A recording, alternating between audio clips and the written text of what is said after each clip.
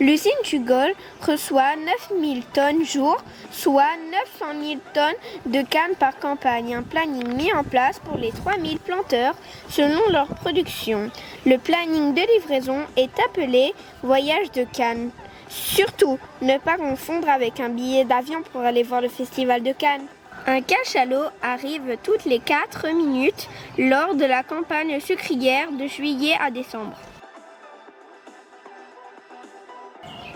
Un grand tapis roulant fait tomber la canne dans les tables d'alimentation de la sucrerie. La canne qui rentre maintenant mettra 15 heures pour devenir du sucre.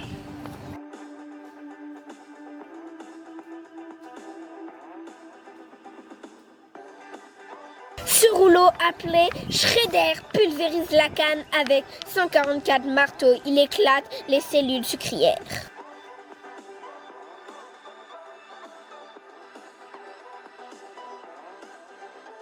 Vous découvrez la plateforme de la sucrerie du Gol. Sur la droite, l'entrée des cachalots. Sur la gauche, l'entrée des planteurs.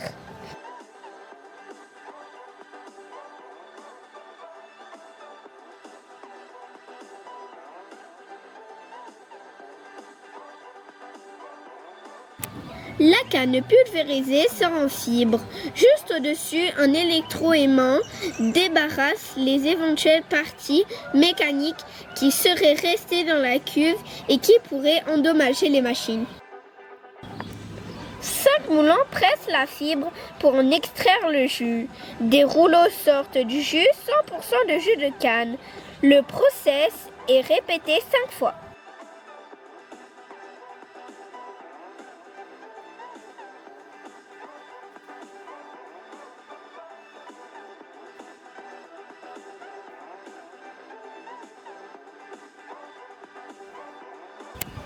Au bout des 5 moulins est obtenu un jus sale nettoyé. De l'autre côté, la bagasse ira à la centrale thermique.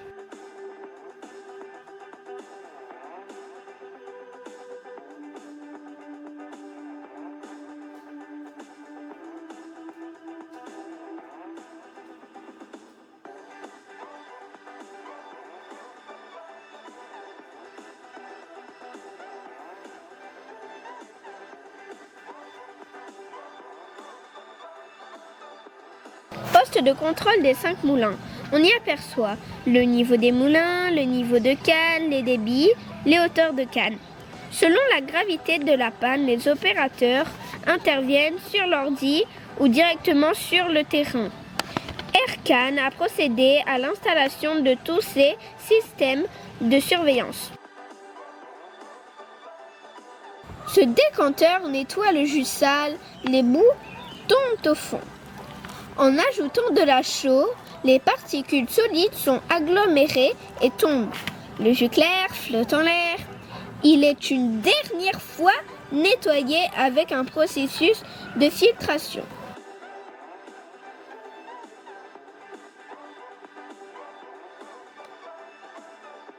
Les boues aspirées sont plaquées contre le rouleau. Toutes ces boues sans sucre sont restituées gratuitement aux planteurs. Elles sont appelées écumes. Les résidus terreux, elles sont un excellent fertilisant, plein d'oligo-éléments, bon pour le sol.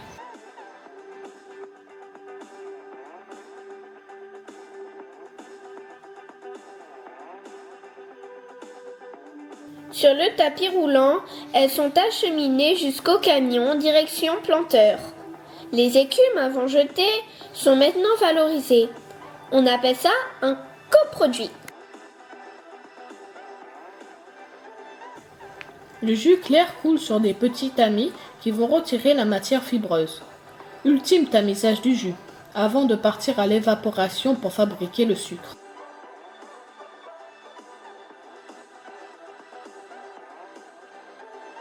Le laboratoire est là pour répondre à des normes QSE, qualité, sécurité, environnement. Analyse jus, masse cuite, bagasse, écume. Analyse granulométrie, c'est la taille du cristal de sucre. Les clients demandent dans leur cahier des charges un grain et une couleur spécifiques à leurs besoins. Le sucre non conforme est déclassé. Vendu en sucre export, sucre vrac. Le sucre de bouche est consommé directement par le consommateur. La bagasse part à la centrale thermique. Elle est un excellent combustible pour fournir de l'énergie sur le réseau électrique local. Cela représente 12% de l'énergie de l'île.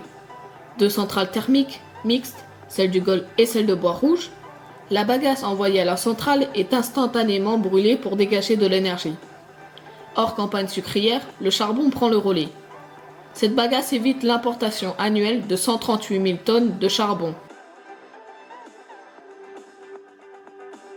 Nous quittons maintenant l'avant-usine pour nous rendre à l'arrière-usine avec la fabrication du sucre.